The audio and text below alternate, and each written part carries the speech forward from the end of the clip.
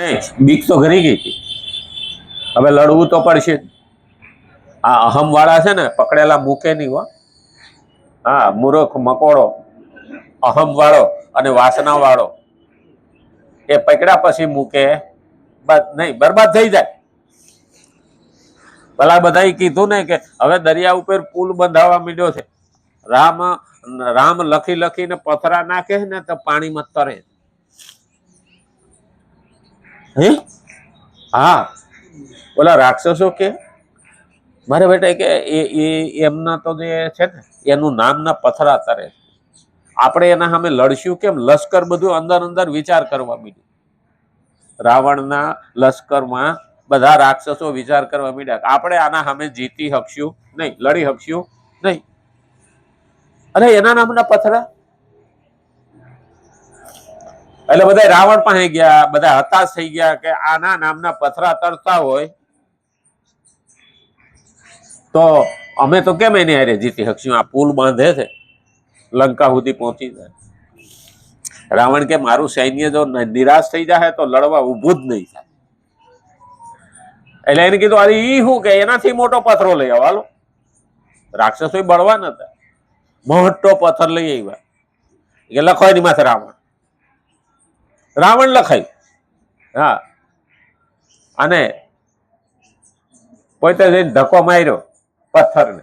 રાવણે પાણીમાં નાખ્યો દરિયામાં તો પથ્થરો તરવા માંડ્યો. એટલે રાક્ષસોને એમ થઈ ગયું આ મારો રાજા, હા બહુ તાકાત વાળો છે ને બહુ પ્રતાપી છે, એટલે હવે વાંધો નહીં, આપણે લડશું.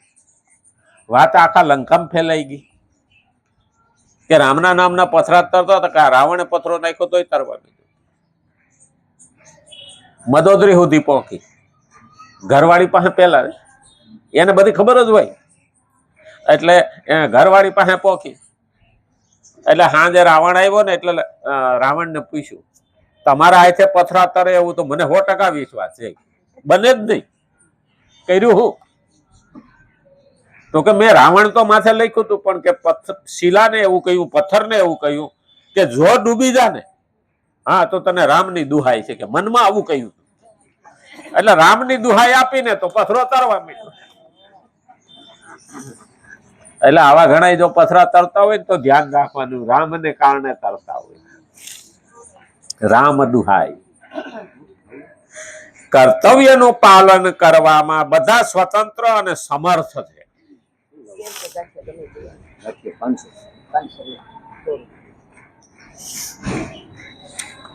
કર્તવ્યનું પાલન કરવામાં બધા સ્વતંત્ર અને સમર્થ છે. કોઈ પરાધીન અને અસમર્થ નથી, કોઈ પરાધીન નથી.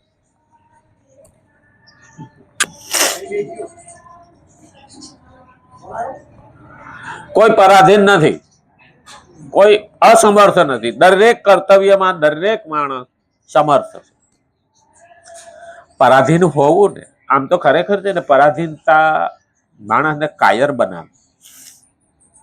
મુશ્કેલી માણસને ખૂટે નહીં પરાધીન રહેવું. પરાધીન એક પ્રકારની છે. કેટલી? હવે ખરેખર જો ચાની પરાધીનતા છે ને ટાઈમ થઈ જાય ને બગા આવો આપણે. બીડીની પરાધીનતા છે, હા તલબ લાગે ને તો એનાથી રેવાય નહીં. 500 માણસ વસાર બેઠો હોય ને તો એ મારી બેટી બારી કાઢે. 2 ઇંચની બીડી 100 ફૂટના માણસ બારો કાઢે. એટલે પરાધીનતા છે, વ્યસનની પરાધીનતા. અને એટલે કીધું છે કર્તવ્યનું પાલન કરવામાં બધા સ્વતંત્ર અને સમર્થ છે. કર્તવ્યનું પાલન કરવામાં કોઈ આપણને હાથ પકડતું નથી કે રોકતું નથી. અને કોઈ પણ પરાધીન અને અસમર્થ નથી. હા, પ્રમાદ અને આળસને કારણે કર્તવ્ય કરવાનો ખરાબ અભ્યાસ આદત થઈ જવાથી તથા ફળની ઈચ્છા રહેવાથી જ વર્તમાનમાં કર્તવ્ય પાલન કઠિન માલુમ પડે. આળસ અને પ્રમાદ તો જવા દો ને, આજ નહીં કાલ કરશું. હંમેશા જે માણસ આજનું કામ કાલ ઉપર છોડે એ ક્યારેય પૂરું થતું નથી. પછી 50 લાખનું મકાન બનાવ્યું હોય ને અને પછી જો આમાં 2 ખીલા મારવાના બાકી હોય ને અને એમ કે પછી મારશું તાણ રહેવા દો ને તો 20 વર્ષ નીકળી જાય, ન થાય. હા, કારણ કે આજનું કામ કાલ ઉપર છોડ્યું એટલે થવાનું નથી. કાલનું કામ આજે કરો અને આજનું કામ અત્યારે કરો. આવું અમારા બુદ્ધિશાળી અને ઋષિઓ કહી ગયા છે. કાલનું કામ આજે કેમ ન કરો? આપણે એમાં સ્વતંત્ર છે, પણ આપણને આળસ ઘૂસી જાય છે અને પ્રમાદ જવા દો ને યાર, એમાં હું ઉતાવળ છે એ ક્યારેય બે પાંદડે ન થાય. ગરીબ ગરીબ ક્યારે રે? ગરીબ ગરીબ ક્યારે રે? નહીં તો કોઈની ભૂખો ના રહે, કારણ કે મહેનત નથી કરવી અને જે મળે છે એમાં જલસા કરો, એમાં જ ખાવું. એ આગળ વધતો નથી. હા, એકને તો 5 દીકરા, 5 વહુ, છોકરાના છોકરા, 2 માણા પોઈતે, આવડું મોટું કુટુંબ, ફળિયામાં હરગવો ઉપર,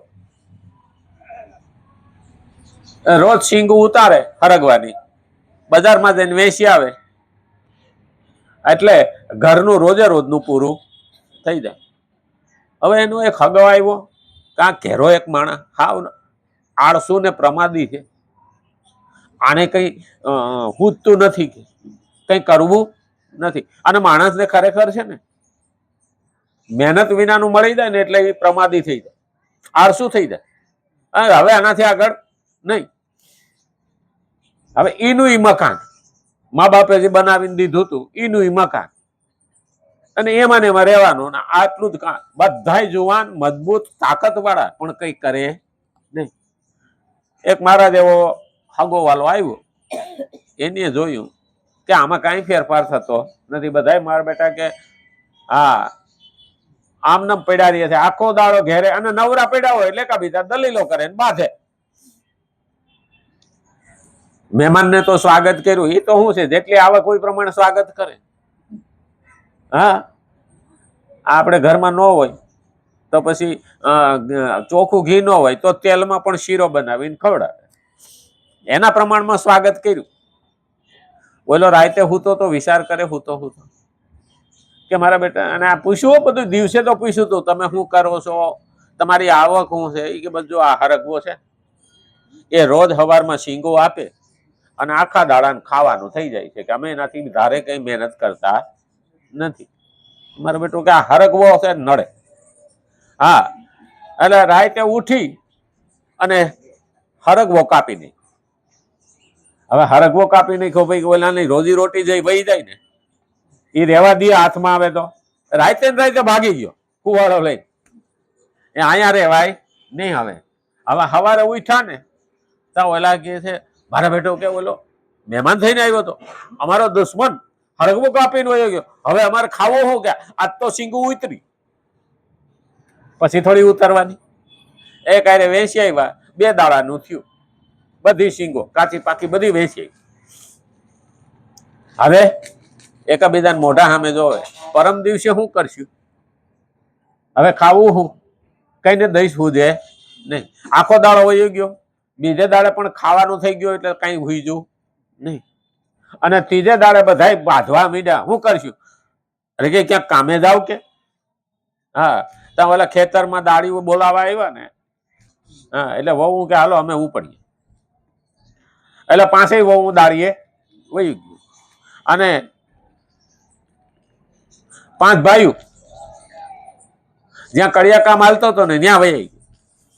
હવે 5 ભાઈઓ ને 5 બાયું, તો ડોહા ડોહી કે હાજે ખાવું હું, આ તો વહી ગયા. છોકરા હાવ રમવા વહી ગયા, એટલે ડોહા ડોહી કામે વહી ગયા. ડોહી કે મારાથી થાય એવું કામ કરું, ડોહો કે મારા થાય એવું કામ કરું.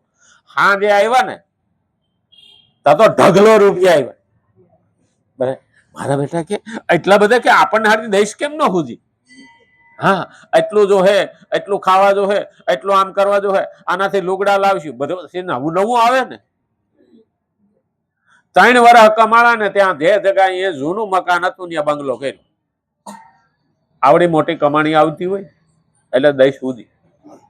અને 5 વર્ષ પછી ઓલો આંટો મારવા આવ્યો, ત્યાં તો મારા બેટા 2 વ્હીલ ફેરવે, ઓલો દેખાણો ને ભાગો રે, એટલે ઓલો બાઇક માંથી નીકળ્યો તો બાઇક મૂકીને પગે લાગ્યો. એટલે કે એ તો ભાગવા ગયો, કે મારો બેટો દેખી ગયો, હમણાં માર છે. આનો હરગવો મેં કાપ્યો હતો કે ઓલા પગમાં પડી ગયો ભાગોળે, અરે કે તમે હરગવો નો કાપ્યો હોત ને તો કે આજે અમે બંગલા વાળા નો હોત, હાલો હાલો કે અલા કે મને ભેગા થઈને મારશો જ નહીં. નાના કે પણ અમને દઈશ નહોતી હુજતી, અમે આળસુ અને પ્રમાદી થઈ ગયા હતા, તમે અમને આવીને રસ્તો કરી આપ્યો. ઘણી વખત આપણે આપણું કોઈ જો હિત ઈચ્છતું હોય ને તો કડવા ઘૂંટડા ભરવા તૈયાર રહેવું જોઈએ. સાચું કહેનારા બહુ ઓછા હોય. હા, સારું કહેનારા બહુ મળે, પણ જેમ હરગવો કાપ્યો ને પેલાનું આખા કુટુંબનો પ્રગતિ કરીને એમ થાય, પણ આપણે આળસ અને પ્રમાદમાંથી બહાર નીકળતા નથી. એનાથી આપણું કર્તવ્ય પણ નથી થતું અને સત્કર્મ પણ નથી. તો શું કીધું? અન્યથા કર્તવ્ય પાલનના સરખું સુગમ કશું નથી.